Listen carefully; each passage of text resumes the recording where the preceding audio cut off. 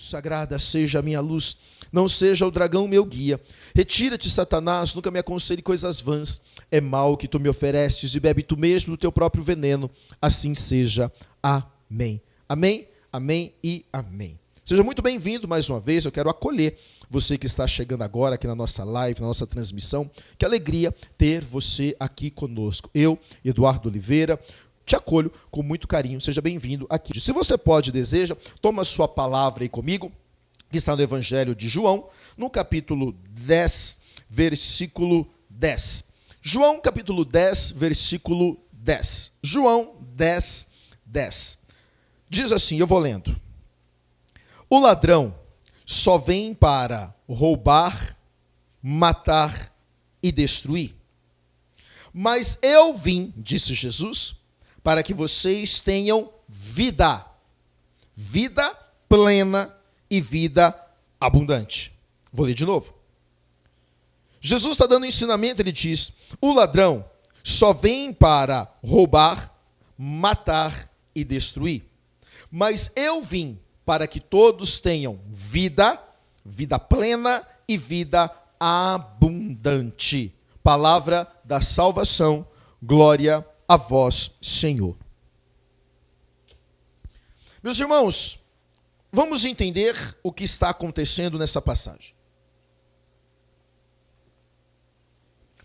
Nós estamos aqui vivendo o ensinamento de Jesus dizendo, eu sou o bom pastor.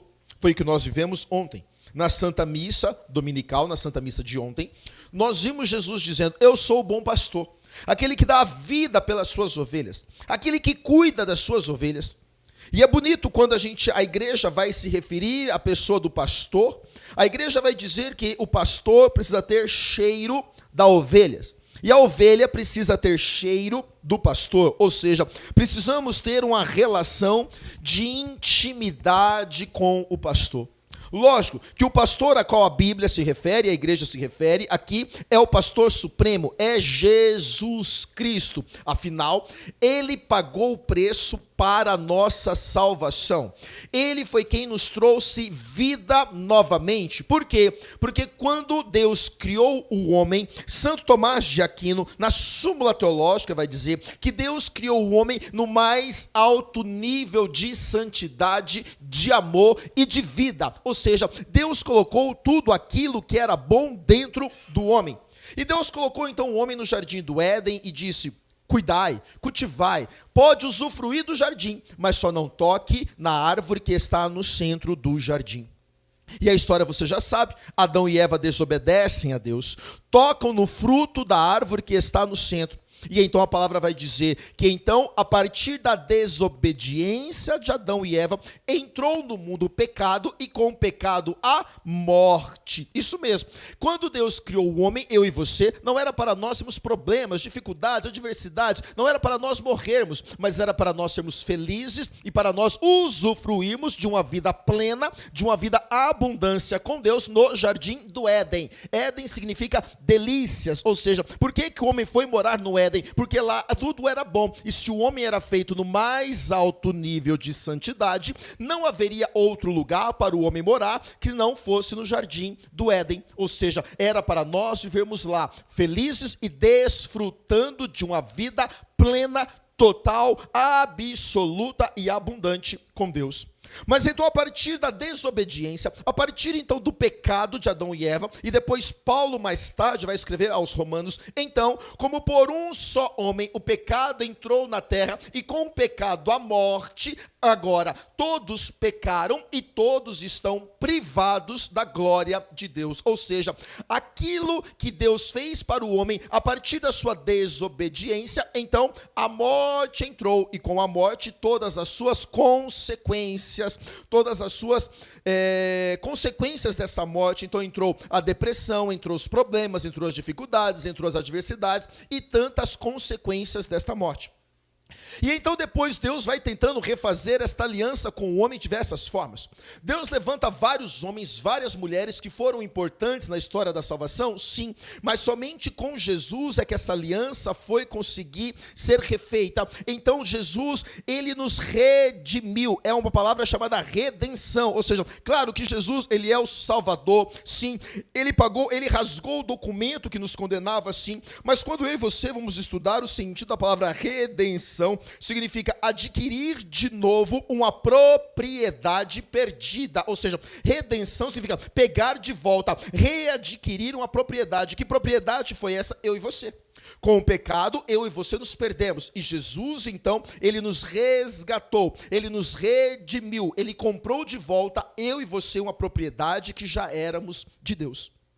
Então, Jesus agora, ele passa a ser o dono das nossas vidas, ele passa a ser o Senhor eterno e absoluto, e é por isso que depois Paulo mais tarde vai dizer, porque dele, por ele, para ele são todas as coisas, quer vivemos, se vivemos, vivemos por ele, se morremos, morremos para ele, porque ele se fez Senhor dos vivos e dos mortos, para que então todos nós sejamos dele, ou seja, Jesus nos resgatou, ele pagou o documento, e a partir da morte de Jesus, ele nos liga de novo no céu, e ele então volta a nos conceder uma vida plena, uma vida abundante, uma vida total e absoluta com ele na glória de Deus.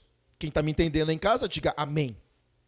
E então agora Jesus, ele vai dizer, eu sou o bom pastor, eu sou aquele que cuido, eu sou aquele que zelo, eu sou aquele que dou a vida pelas ovelhas. Mas ao contrário, existe entre nós uma diferença, existe eu e o adversário, o que na palavra de hoje Jesus está chamando de ladrão, ou seja, Jesus vai chamar de um ladrão, porque o ladrão seria o grande inimigo das nossas almas. Por quê? E Jesus vai dizer, o ladrão só vem para roubar, para matar e para destruir.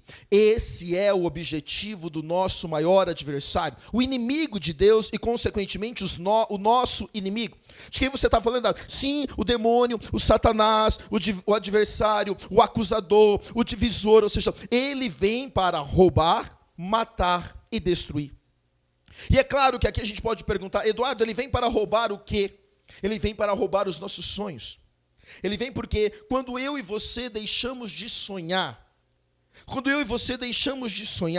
nós perdemos o brilho, nós perdemos o gozo, nós perdemos o gosto pela vida. Então o inimigo, ele vem para primeiro roubar os nossos sonhos. Então ele rouba os nossos sonhos. A gente passa a se achar não merecedor. A gente começa a achar que a gente não é mais digno. A gente começa a achar que eu não mereço mais, ou que Deus esqueceu de mim, ou que aquilo que Deus prometeu, os sonhos que ele fez para mim, para você, já não é mais capaz de alcançar. Então Jesus diz, o ladrão vem para roubar. Quando ele rouba os nossos sonhos, ele então nos mata. Por quê? Uma pessoa sem sonho já não vive mais. Uma pessoa sem sonho vai deixando a vida me levar. Uma pessoa sem sonho, ela vai tocando a vida, vivendo apenas um dia após o outro, como nós dizemos, empurrando a vida com a barriga. E então, uma vez que o demônio veio, ele roubou os nossos sonhos, ele então mata a pessoa em vida. Não é matar, não é uma morte física, mas ele mata a pessoa emocionalmente, ele mata a pessoa espiritualmente. E uma pessoa então que morreu emocionalmente e espiritualmente, ela já está destruída. Mas ao contrário, Jesus diz, não, ele vem para roubar, matar e destruir, mas eu tenho para você uma promessa de vida plena, de vida total e de vida abundante. Não aceite nada menos do que isso na sua vida, em nome de Jesus Cristo. Amém? Amém? Amém? É isso. O ladrão vem roubar, matar e destruir. Mas Eduardo, Jesus está dizendo que ele veio para dar vida. Mas eu já estou vivo, graças a Deus, sim. Mas o conceito que Jesus está dizendo de vida aqui, não se trata apenas de vida física, mas sim, pessoas que deixaram de sonhar. E me espanta hoje, o quanto de pessoas que a gente encontra pelo Brasil e pelo mundo, que realmente têm vivido presas das suas emoções. E a Organização Mundial da Saúde, ela soltou uma pesquisa um ano atrás, mais ou menos, salvo engano aqui, onde dizia o seguinte, que o dano da pandemia da Covid-19 foi assim algo avassalador. E lógico, não estamos aqui minimizando o impacto, tá bom? O tanto de pessoas que morreram foi realmente terrível. Talvez até mesmo você tenha perdido pessoas para a Covid, assim como nós aqui também perdemos. Mas o que a Organização Mundial da Saúde dizia que o dano emocional que a pandemia criou na cabeça das pessoas foi infinitamente maior do que a quantidade de pessoas que morreram fisicamente. Uau, veja, nós estamos aqui te trazendo dados de saúde. Organização Mundial da Saúde diz que o dano de pessoas doentes da mente, das emoções, é infinitamente maior do que as pessoas que morreram fisicamente. E é isso mesmo. Nós nunca vimos tantas pessoas com diagnóstico de depressão, crise de ansiedade, síndrome do pânico, pessoas tomando remédio tarja preta, e tomar remédio para dormir, e tomar remédio para ficar acordado, e tomar remédio para pensar, e tomar remédio para se concentrar, porque as pessoas hoje vivem uma desordem emocional. E o demônio, a todo tempo, ele vai atacando a nossa cabeça. Existe hoje um ataque de maneira brutal na mentalidade das pessoas. Vivemos neste mundo hoje acelerado. E é tanta rede social, é tanta informação, é tanta comunicação, porque tudo é aqui. E a gente vai ficando um tempo ansioso, as pessoas ansiosas, queremos tudo para ontem de manhã. Tem gente que é tão ansioso, que você manda um WhatsApp para alguém e você já fica com o celular na mão, olhando para esperar a resposta. E se ficar verdinho, então, azulzinho, né? Se ficar azulzinho, então, e a pessoa não te responder, você fala, meu Deus, o que será que eu fiz? Será que eu fiz alguma coisa? E se passou 5 minutos, a pessoa não te respondeu, você já vai lá e lasca um ponto de interrogação. E se passou mais 5 minutos, você lasca 2 pontos. O que é isso? É uma geração de gente ansiosa. É uma geração de gente cheia de informações. Porque existe um ataque na nossa mente. Na nossa mente. E eu acho bonito.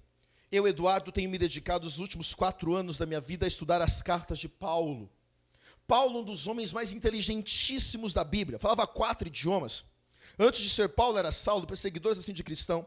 E é Paulo quem vai dar os maiores ensinamentos bíblicos sobre a cabeça, sobre a mentalidade humana.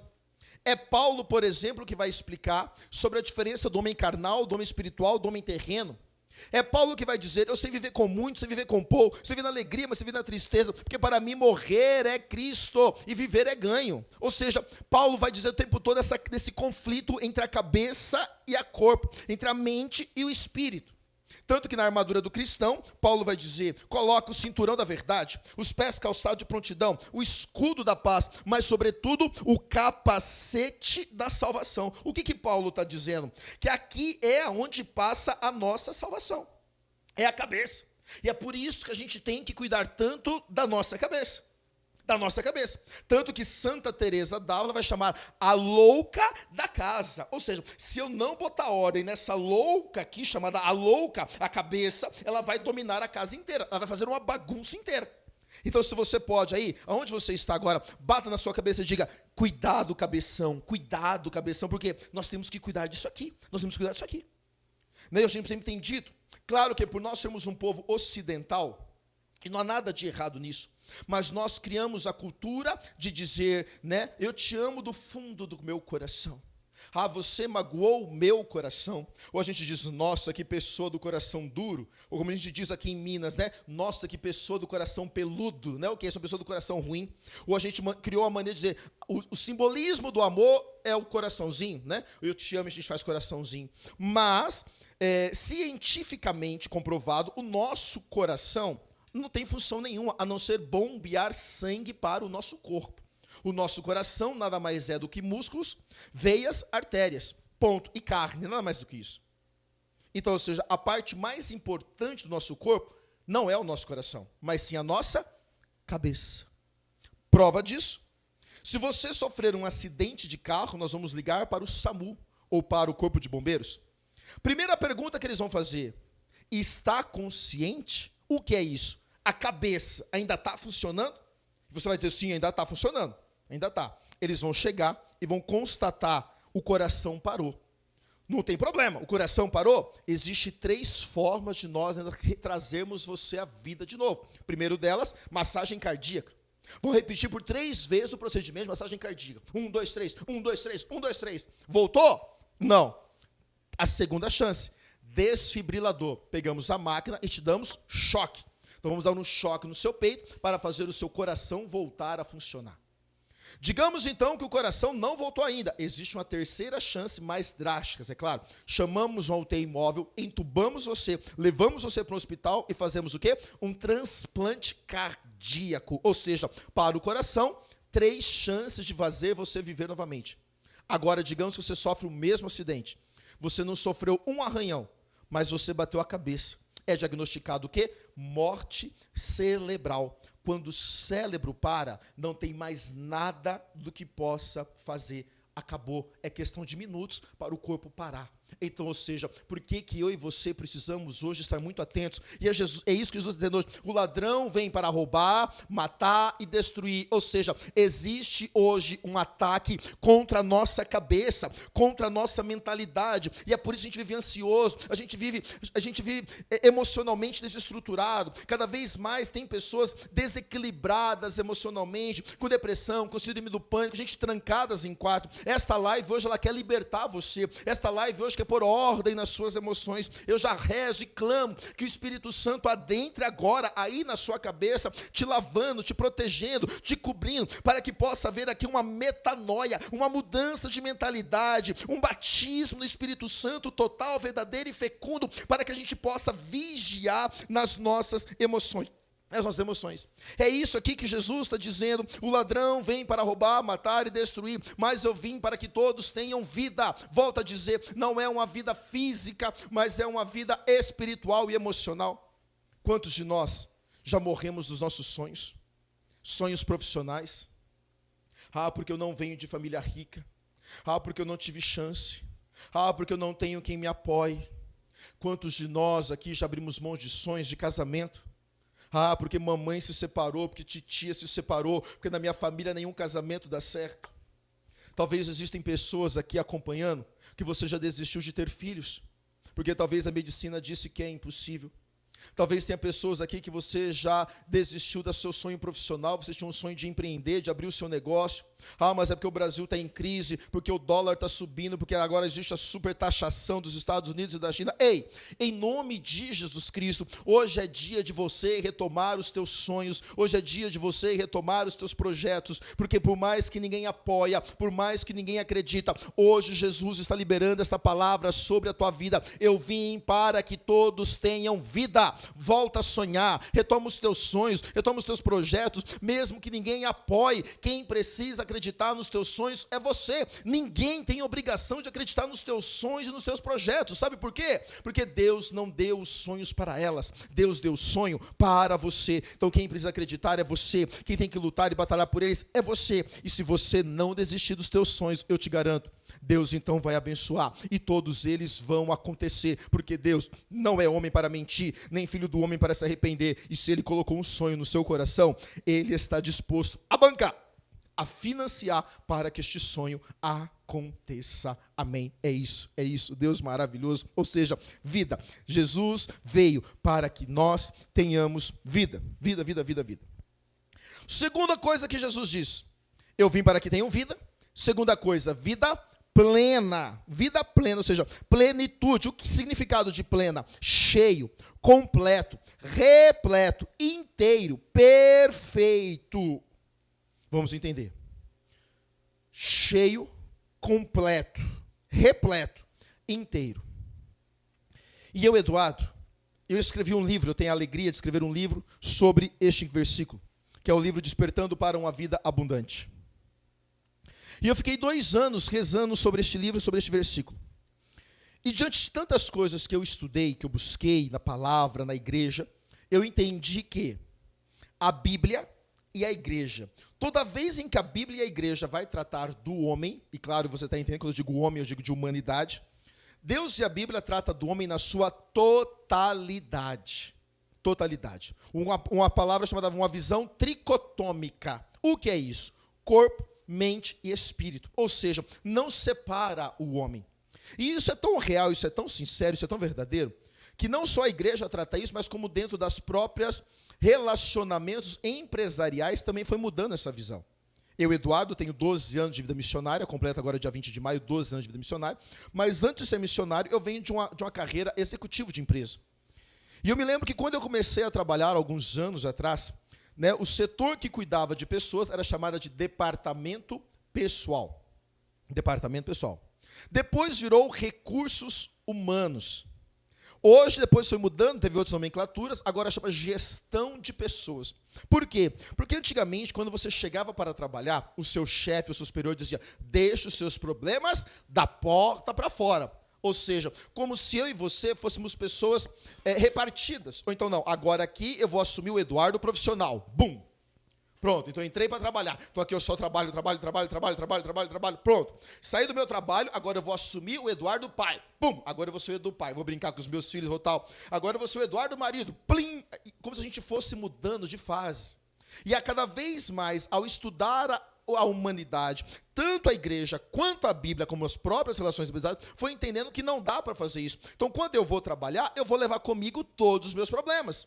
Quando eu estou em casa, mesmo eu sendo marido, eu estou pensando no trabalho. Quando eu estou na igreja, eu também estou pensando no meu trabalho. Ou seja, nós somos uma totalidade, não tem como nós separarmos. Então, quando Jesus vai dizer aqui, eu vim para que todos tenham vida plena, ou seja, está contemplando eu e você nas nossas totalidades. É um equilíbrio entre todas as partes, é um equilíbrio entre corpo, mente e espírito, ou seja, eu preciso estar emocionalmente equilibrado em corpo, mente, cuidando do cabeção, e espírito, ou seja, eu tenho que estar espiritualmente forte, rezar, oração, vigiar, jejum e oração, e Jesus vai dizer a certos demônios que só se vencem com jejum e com oração. Então, espiritualmente, eu preciso estar forte, ou seja, rezar, orar, jejuar. Eu preciso estar com minha mente fortalecida, o que é isso? Controlar as minas emoções. Hoje que ficou muito chamado sobre equilíbrio emocional, eu também falado sobre inteligência emocional, que muitos coaches têm usado. Eu não sou coach, não tenho nada contra coach.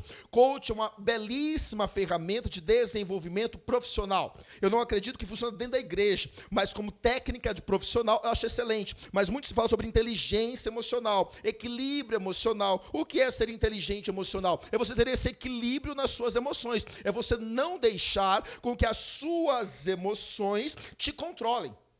Hoje, né, o que está muito comum, está muito em alta, falar sobre os temperamentos, né? Muitas pessoas têm pegado os seus temperamentos como desculpas pelas suas atitudes.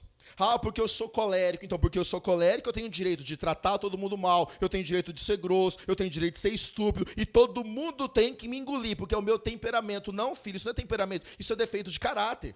Lógico que o temperamento, ele vai influenciar na nossa forma de ser, sim, mas eu preciso dominar o meu temperamento. Não é o temperamento que me domina, mas eu fui batizado no Espírito Santo, aleluia, e o Espírito Santo agora me ajuda com sabedoria a produzir virtudes e a dominar o meu temperamento. Isso é ter um equilíbrio emocional, isso é ter uma inteligência emocional, ou seja, eu não deixar com que a minha mentalidade possa sobrepor a minha espiritualidade, a minha mentalidade e ao meu corpo. Então, ou seja, essa totalidade que Jesus promete para mim e para você, isso é vida. Vida é voltar a sonhar, vida plena é totalidade. Repita comigo, vida é sonhos, voltar a sonhar.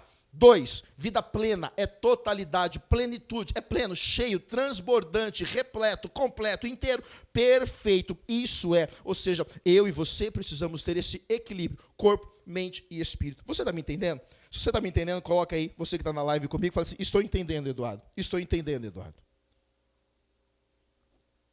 Terceira coisa que Jesus vem dizer. Vida plena e vida abundante. Ou seja, o que é abundância? Abundância vem do grego perisson. Significa muito, muito, muito além da medida. Uma quantidade tão abundante que chega mais do que se espera. Uau, vou repetir. Abundante vem da palavra perisson em grego, que significa muito, muito bem, além da medida, uma quantidade tão abundante que chega mais do que se espera. E aqui nós vamos entender o que Paulo vai escrever à comunidade de Efésios, porque Deus é poderoso para fazer infinitamente mais do que pedimos, do que pensamos, daquilo que imaginamos. Ele é poderoso para fazer o que é isso? Isso é abundância. Isso é abundância. Por mais que eu possa pensar, por mais que eu possa pedir, por mais que eu possa imaginar, tudo aquilo, eu imagino que eu quero isso. Eu peço isso, mas não. Deus, Ele é infinitamente capaz e poderoso para fazer além da medida, para fazer transbordar, para fazer abundar em mim tudo aquilo que eu preciso. Gente, esse Deus é maravilhoso. É isso que Jesus está dizendo, a vida abundante, a vida que Jesus está prometendo para mim e para você é isso. Vida, volta a sonhar, vida plena é totalidade, e vida abundante é transbordante, abundante, aquilo que vai abundando, onde abundou o pecado, superabundou a graça.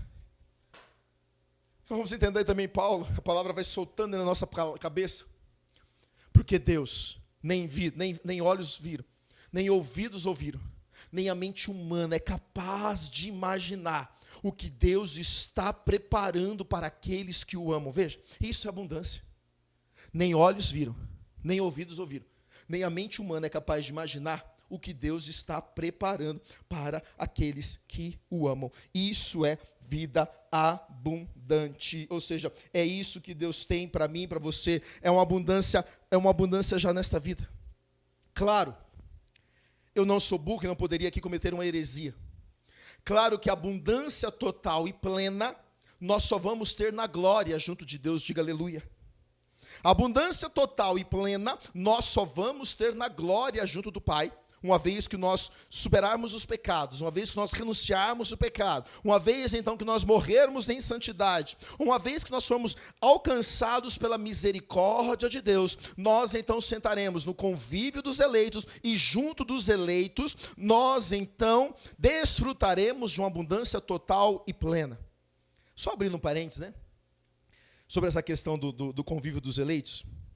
Outro dia eu estava numa missa, e durante a missa, estava acontecendo a missa, sabe aquele momento que você dá aquela fugida assim, que a sua cabeça vai longe? E eu me lembro que eu fugi bem nessa parte, tem uma parte da oração eucarística, né, da oração eucarística, onde diz, né, Senhor, concedei-me o convívio dos eleitos. E eu comecei a pensar sobre isso. Eu viajei no meio da missa, sabe a missa daquela apagada no meio da missa? E eu falei, gente, peraí, o convívio dos eleitos. E fala, né, em comunhão com a bem-aventurada Virgem Maria, com fulano de tal, começa a citar os santos. E aí a gente responde, concedei-me o convívio dos eleitos. Naquela hora eu comecei a imaginar, gente, e o céu é isso? Eu não sei se você tem essa dimensão. Eu confesso que eu nunca tinha parado para pensar nisso, mas aquele dia eu parei no meio da missa. O que é o convívio dos eleitos? É nós estamos sentados no céu, sentar para almoçar, nós vamos sentar na mesa, tá bom? Você vai sentar na mesa, vai fazer o seu pratinho, você vai lá no buffet, tá bom? No buffet do céu, vai ser buffet, diz que é manjares, né? No céu do céu diz que é manjares. Então nós vamos entrar no buffet do céu, no manjares, nossa bandejinha, todo mundo em filinha. E quando você for sentar na mesa para comer, você vai olhar para o seu lado, vai estar Padre Pio sentado do seu lado, comendo. De repente passa do seu lado São Bento. De repente, São Francisco de Assis passa e senta do outro lado. Gente, isso é o convívio dos eleitos. É isso, essa é a promessa de Deus para mim e para você. É nós sentarmos no céu e lá a gente conversar com o Padre Pio, com São Francisco de Assis, com Santa Teresa d'Ávila, com Santo Tomás de Aquino. Imagina você tirando as suas dúvidas com Santo Tomás. Ô, Santo Tomás de Aquino, o que o senhor quis dizer lá na sua súmula teológica? Gente, isso é o convívio dos eleitos. Então, ou seja, essa abundância total e plena, nós só vamos ter no convívio dos eleitos. Amém? Fechei parênteses. Mas a promessa de Jesus aqui, desta abundância, eu e você já podemos começar a usufruir aqui nesta terra. Isso mesmo. Volto a dizer, abundância total e plena, só na glória junto de Deus no convívio dos eleitos. Mas a promessa de vida, vida plena e vida abundante, já é aqui nesta terra. E é aqui que mora o problema. Existe hoje um conceito dentro da igreja, onde para mim ser de Deus eu tenho que sofrer, onde para mim ser de Deus eu tenho que ser triste, onde para mim ser de Deus eu tenho que andar mal vestido, eu tenho que andar mal cheiroso, para mim não falar fedorento, eu tenho que andar hoje, existe um conceito errôneo, de que para mim ser de Deus eu tenho que sofrer, Esse conceito, nossa, porque cristão sofre mesmo, né? Porque ser de Deus sofre. Nossa, porque tudo é uma luta. Nossa, porque tudo é um combate. Lógico, Jesus falou, no mundo tereis aflições. Coragem, eu venci o mundo. Mas essa ideia de que para mim ser de Deus, eu tenho que ficar sofrendo o tempo todo, eu tenho que andar mal vestido, eu tenho que andar triste, isso é um pensamento errado. Não é isso que Jesus está prometendo. A vida abundante que Jesus começa a prometer para nós já é aqui nesta terra. Então, mesmo eu sendo de Deus, eu preciso transparecer alegria.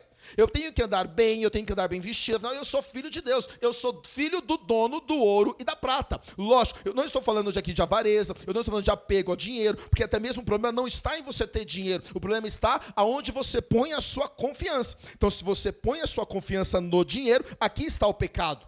Mas, ou seja, não há problema nenhum eu e você sermos felizes, sermos alegres, sorrirmos, brincarmos. Até porque o povo confunde abundância com riqueza. E abundância e riqueza são duas coisas diferentes.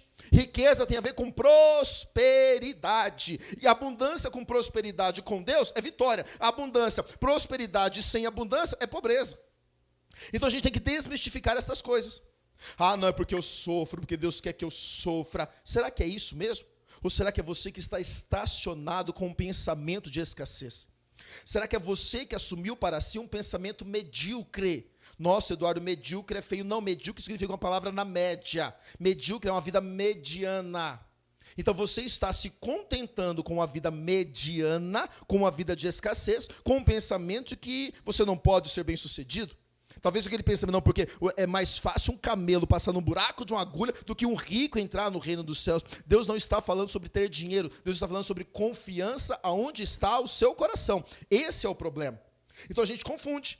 A gente acha que abundância tem a ver com coisa contrária à humildade. Até mesmo a gente confunde, a gente acha que humildade é andar vestido com roupa de saco, de chinelo de dedo, com aquele olharzinho de gato de botas, assim, sofrendo, por minha culpa, porque eu sofro. Não. Isso é um pensamento errado.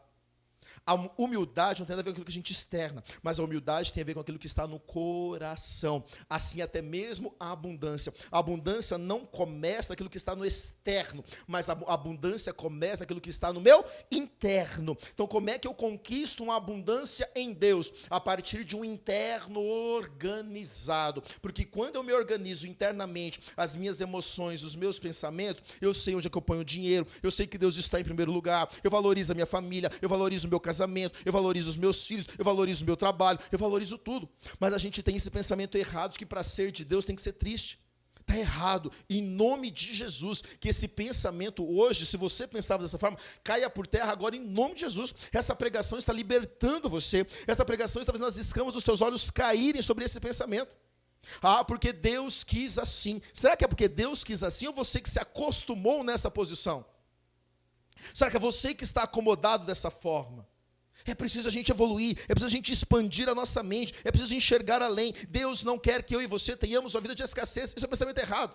É vida abundante, porque foi ele mesmo que disse, aquele que deixar pai e mãe por causa de mim, receberá ainda nesta terra 100 vezes mais. Ou seja, a promessa de Jesus já é de uma vida felicidade aqui, de uma vida plena aqui. Então sim, eu e você podemos ser de Deus, sim, vamos ser de Deus, sim, mas nós também vamos ser felizes, vamos ser alegres. Tá tudo bem você andar bem vestido, tá tudo bem você andar cheiroso, tá tudo bem você andar maquiada, fazer uma chapinha, fazer uma make, tá tudo bem, e isso não diminui quem nós somos.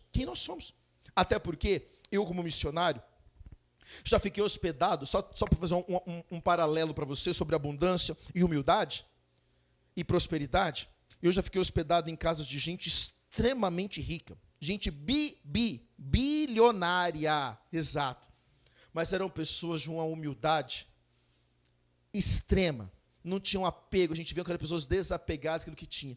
E o contrário também já aconteceu comigo.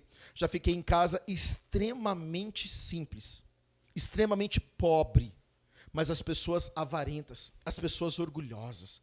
Ou seja, a abundância não tem nada a ver com aquilo que eu tenho, mas com aquilo que está no meu interior. E Jesus está dizendo, eu vim para que todos tenham vida, vida plena e vida abundante. Mas as pessoas acham que tem que sofrer. Ah, porque para mim, então, alcançar o céu, eu preciso sofrer nesta terra. Não, porque isso é uma visão errada. Isso é uma visão de um Deus castigador e punitivo. A gente imagina, então, que Deus está sentado no trono glorioso, olhando aqui para baixo, fazendo a gente sofrer, e ele rindo da nossa cara, dizendo, tá vendo? Vai, é isso mesmo, sofre aí. E então, no final, quando a gente morrer, nós vamos usufruir da glória eterna? Está errado. Não é isso, volto a dizer, a abundância total e plena na glória, mas já aqui nesta terra, eu e você podemos ter sim, casamentos felizes. Deus não quer mais que você tenha um casamento medíocre. Deus não quer mais que você viva um casamento de escassez. Mas qual é o problema? Volto a dizer, as emoções. Aí dentro do casamento, aí Eduardo, você sabe, não adianta falar, porque ele não muda mesmo. O que é isso? O demônio já matou os teus sonhos.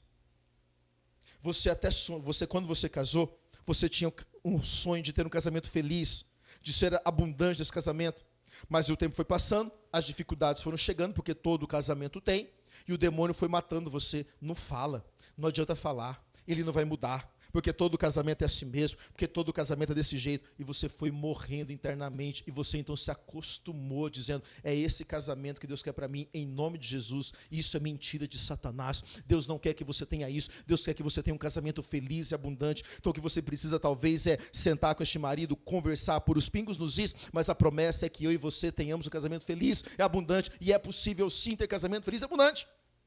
Talvez essa vida financeira que você vive se arrastando, porque nada para mim dá certo, porque eu não tenho sorte, porque eu não consigo um bom trabalho. Talvez não seja isso que Deus quer para você, mas você está estacionado nessa situação. Quando foi o último curso de especialização que você fez? Você fala outro idioma, você tem currículo, você se especializou, você se aperfeiçoou, tem que batalhar, vai empreender.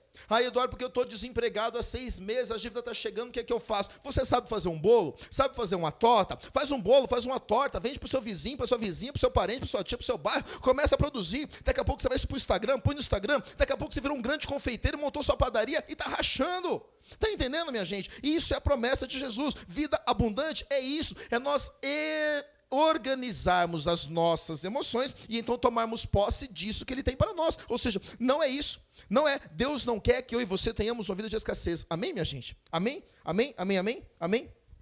É isso.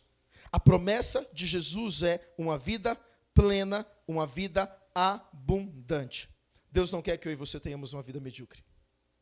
Hoje, em nome de Jesus, saia da sua depressão. Saia desses sentimentos que você tem vivido. Não deixa isso mais te dominar. É preciso a gente virar a chave. Você precisa entender. A vida de todo ser humano, ela não é uma linha linear.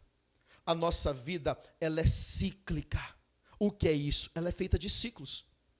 Então é natural que há momentos na nossa vida em que nós vamos estar aqui em cima. E vai estar tudo bem. Então você vai estar felizão, vai estar tudo dando certo, o trabalho está indo bacana, o casamento está legal, os filhos estão legal. Mas terão momentos também em que a gente vai estar aqui, e que às vezes as coisas talvez não vão estar tão legal. O casamento não vai estar como você gostaria, vai estar tendo alguns probleminhas, os filhos vão estar talvez mais atacados, talvez a vida financeira está um pouco mais apertada. Está tudo bem. Mas agora o que você não pode é estacionar aqui embaixo. Então, ou seja, a vida é cíclica. Então nós vamos passar por altos e vamos passar por baixo. Mas o que é a promessa de Jesus para mim e para você é que diante dos momentos que nós ficamos aqui embaixo, a gente se fortaleça e suba de novo, para então tomarmos posse da vida abundante que Ele tem para mim e para você. É isso que você precisa. É isso que você precisa tomar posse hoje. Não para mais aqui embaixo. Eduardo, mas eu não consigo, busca ajuda. Depressão não é falta de Deus. Depressão não é falta de oração. Muitas vezes julga por aí que a depressão é frescura, não é. Não é. Depressão, ela é uma doença, tem que ser tratada. Então não se isole, não fique sozinho, não morra sozinho, pede ajuda. Se for preciso, procure ajuda profissional, psicólogo, psiquiatra, faça terapia, faz parte. Mas a gente fica nesse orgulho, nessa vaidade, você fica tomando para si os problemas de todo mundo. Você que assumiu para si essa responsabilidade de ter resposta para o problema de todo mundo, de ter solução, você não precisa, você não é super-homem, você não é super-mulher, e está tudo bem você ser cuidado. Então, se você fica essa tristeza no seu peito, procura ajuda. Às vezes, uma ajuda profissional, uma ajuda espiritual, uma ajuda medicamentosa. Procura um mentor espiritual, um líder espiritual que possa te ajudar, o seu padre, o seu fundador, eu não sei. Quantas pessoas hoje estão mortas dentro da igreja? Volto a dizer, não mortas fisicamente, mas mortas emocionalmente, espiritualmente. Antigamente, a armadilha de Satanás era tirar você da igreja e te matar fora dela. Hoje não. Hoje a grande armadilha de Satanás é matar você aonde você está.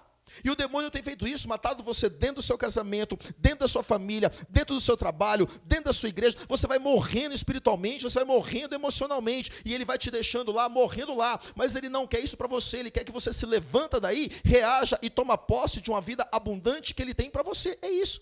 Então a gente precisa se levantar desse abatimento. Não aceita mais isso na sua vida. Procura ajuda. Procura ajuda. Depressão não é falta de Deus, depressão não é frescura, depressão é uma doença e precisa ser tratada. Amém? Amém, amém, amém. Eu, Eduardo, eu fui diagnosticado com depressão com 16 anos de idade. Poucas pessoas sabem disso. Já contei isso em alguns testemunhos, não sei se está na internet ou não, enfim. Mas eu, Eduardo, fui diagnosticado com depressão aos 16 anos de idade. Isso mesmo. Aos 16 anos de idade, eu comecei a trabalhar com 13 anos de idade. Comecei a trabalhar muito jovem. Meu primeiro registro em carteira foi com 13 anos de idade. E isso há alguns anos atrás podia. E aos 16 anos de idade, eu passei por um grande problema que eu tive com trabalho, estudo, enfim. Eu tinha recém saído do seminário também, fui seminarista 2 anos. E eu entrei num estado de depressão muito grande. Para você ter uma ideia, eu fiquei uma semana trancado dentro do meu quarto, sem querer ver ninguém, sem tomar banho, sem comer, sem querer ver ninguém. Ali eu fui diagnosticado com depressão profunda. E os médicos, então, queriam me afastar por 6 meses de tudo que eu fazia. Do meu trabalho, das minhas atividades de estudo, atividade espiritual, de igreja, tudo. Eles queriam entrar com medicamentos. Eles falaram assim, 6 meses nós vamos te afastar. Eu falei, eu não aceito esse diagnóstico. Não estou dizendo que você tem que agir como eu, tá bom? Em nome de Jesus. Eles passaram medicamentos, eu comecei a tomar os medicamentos. Com 15 dias eu saí daquele quadro. Eu falei, eu não aceito esse diagnóstico sobre a minha vida. Eu sou um filho de Deus, eu tenho depressão? Sim. Mas essa depressão não vai me dominar. Não vai me dominar. Eu então virei a página e falei, eu não aceito, eu não vou ficar prostrado diante dessa depressão. Fui vivendo minha vida. Quem tem depressão sabe, a depressão não tem cura. A depressão ela tem controle. Tem controle. Então, diante dessa depressão, diante muitas vezes, tem dias que eu estou mais triste. Tem momentos que eu estou mais cabisbaixo. Mas o que eu, Eduardo, aprendi a desenvolver ao longo da minha vida? Entender os gatilhos que me levam para aquele quadro. Não aceitar aqueles gatilhos. Então, quando eu vejo que um dia eu já estou mais triste, eu já procuro identificar, opa, o que está acontecendo aqui? E imediatamente eu crio o impulso, é o cíclico, para subir de novo. Eu não aceito ficar lá embaixo. Ou seja, você não pode mais aceitar essa condição. Ah, porque eu sou depressivo. Não, gente, a tristeza faz parte, a depressão faz parte da vida humana. Mas a promessa de Jesus hoje é de uma vida plena e uma vida abundante. Essa depressão, há uns 5, 6 anos atrás, ela voltou muito mais intensa. Eu já era missionário, é por isso que eu falo que a depressão não tem nada a ver com falta de Deus, nem com falta de oração. Eu era missionário, já casado, já vivia só para Deus, não tinha outra vida a não ser evangelizar. E essa depressão voltou muito mais forte, há uns 5, 6 anos atrás. E mesmo vivendo em comunidade, ninguém conseguia me ajudar, não porque não queria, mas porque eu não estava bem, eu não permitia ser ajudado. Por isso que eu falo, aceite ajuda, está tudo bem, aceite ajuda. E eu fiquei em depressão, dentro da própria comunidade, vivendo, e eu vi a minha vida inteira se desmontando diante de mim. E diante dessa depressão eu pensei em tirar a minha própria vida. Isso mesmo, estou testemunhando publicamente o que eu vivi há 5, 6 anos atrás. No meio dessa depressão, eu cheguei a escrever a minha carta de despedida. Despedindo da minha esposa, despedindo dos meus filhos, despedindo da minha comunidade, do meu fundador, e dizendo que ali para mim não dava mais. E eu me lembro que eu peguei o meu carro, eu moro em 7 Lagoas. 7 Lagoas tem 7 Lagoas mesmo, todo mundo pergunta isso, tem 7 Lagoas mesmo. E eu me lembro que num momento de desespero, eu peguei o meu carro e eu fui para a beira de uma lagoa. E ali na beira da lagoa eu comecei a planejar a minha morte. E pensar como eu ia tirar a minha própria vida. Porque eu não aguentava mais tamanho sofrimento. E eu já quero estender aqui a mão e dizer para você, se você tem depressão, eu entendo a sua dor. E se você não tem depressão, mas perto de você tem alguém, você conhece alguém, estenda a mão e ajuda. Quando a gente fala que não tem solução para os nossos problemas, só quem está passando sabe o tamanho da dor que é. Talvez isso para você não é nada, mas para quem tem depressão se torna algo tão grande, tão pesado, que realmente a pessoa não consegue lidar com aquilo. É assim que eu estava vivendo naquele dia. Eu não suportava mais lidar com a pressão. E naquele dia eu peguei meu carro, fui ao beiro da lagoa e falei, Senhor, ou o Senhor tira a minha vida, ou eu vou fazer porque eu não aguento mais isso. Não aguento mais lidar com isso. Eu estava disposto a fazer isso. E eu lembro que eu fiquei com o meu carro parado na beira da lagoa e comecei a chorar e a gritar dentro do carro. Eu fechei os vidros, eu sozinho, eu gritava, tamanho desespero. da minha alma, o tanto que doía aquilo dentro de mim. Eu não sabia lidar, eu não sabia suportar. Eu só queria pôr um fim naquela dor a qualquer momento, a qualquer custo. Eu me lembro que no meio das minhas lágrimas, no meio do meu desespero, no meio da minha dor, da minha angústia, eu ouvi uma voz que gritou muito forte no meu ouvido. Eu vim para que todos tenham vida, vida plena e vida abundante. Minha gente, aquilo foi tão real e tão verdadeiro que eu pensei que tinha alguém fora do carro gritando aquilo. Eu levei um susto, eu abri meus olhos, eu olhei, procurei, não tinha ninguém em volta do meu carro. E eu fechei os olhos de novo, falei, Senhor, eu não aguento mais, eu não aguento mais, eu não aguento mais, eu não aguento mais. E Deus gritou de novo, vida, vida plena e vida abundante. E ali então eu entendi que Deus estava me chamando para me sair da morte, não da morte física, mas da morte espiritual e emocional que eu me encontrava. Para então eu ressurgir, para eu renascer, para então eu tomar posse desta vida plena e abundante que Jesus me prometeu. Foi assim que nasceu o livro Despertando para uma Vida Abundante. Foi assim que eu tenho nascido e retomado a minha vida de 4, 5 anos para cá. E é isso que Deus tem me levado a tantos lugares do Brasil, a ajudar pessoas a se despertarem para uma vida abundante. Não estou fazendo isso para vender livro, eu estou te contando a minha dor, eu estou te contando a minha vida, porque é isso que eu quero partilhar com você neste dia. Não estava programado, eu não queria contar isso. Isso é uma parte muito dolorosa da minha vida, que eu não gosto nem de lembrar, nem de contar, embora já ressignifiquei, embora isso para mim já está resolvido na minha vida. Mas eu estou contando porque Deus quis que eu contasse isso aqui. Foi assim que nasceu o livro Despertando para a Vida Abundante. 2 anos depois disso nasceu, e hoje a gente tem despertado pessoas para uma vida abundante em todas as áreas da sua vida. E eu finalizo dizendo, Deus não quer você nessa situação. A promessa de Jesus hoje é que eu e você ressuscitemos para uma vida, sonhos, projetos, planos, retoma, volta a sonhar. Vida plena, totalidade, corpo, mente, espírito. E uma vida abundante, muito além do que eu e você possamos pensar ou imaginar. Deus é infinitamente maior, capaz, poderoso para fazer. Volta a sonhar hoje, volta a acreditar hoje. Não desista de você, não desista dos teus sonhos. A morte não é a solução. Tirar a vida não é a solução. Você que tem planejado tirar a sua vida, você que tem carta de suicídio, carta de despedida escrita, eu digo para você, essa não é a saída. Essa não é a solução. Rasga isso em nome de Jesus. Procura ajuda, pede ajuda. Nós vamos te ajudar, mas não desista de você. Não desista da sua vida. Deus tem uma vida plena e abundante para você. Amém, amém e amém.